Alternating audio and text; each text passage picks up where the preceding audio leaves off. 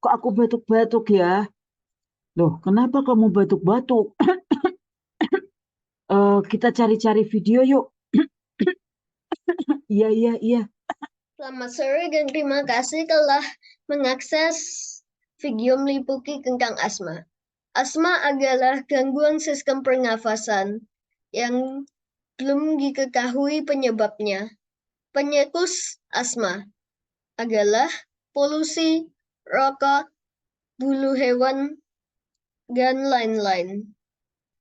Tanda asma: sesak nafas, batuk-batuk, terutama di malam hari, mengi, badan lemas dan lesu. Misalnya kalau manusia bernafas udara lewat hidung dan mulut, kemudian melewati proses penyaringan partikel kecil oleh rambut hidung, lalu menuju trakea atau bahkan tenggorokan. Udara dari trakea masuk ke paru-paru melewati saluran pernafasan yang berlendir, disebut dengan bronkus dan bronkiolus.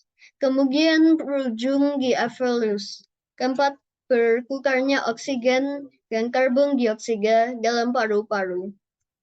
Tapi kalau ada asma, saluran bronkus dan bronkiolus mengecil dan lendir terlalu banyak menyebabkan udara susah keluar. Cara menyembuhkan penyakit asma menurut EKA Hospital antara lain: 1.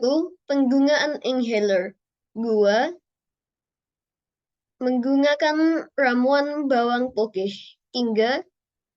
Air jahe. 4. Madu.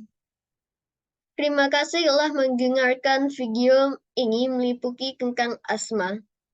Presentasi ini membuat saya patuh kepada sila pertama Pancasila. Karena dengan video ini, kita merawat karunia Tuhan. Terima kasih. Oh, mungkin aku asma ya. Oh iya, besok ke dokter saja aku antar ya. Oke, oke, makasih ya.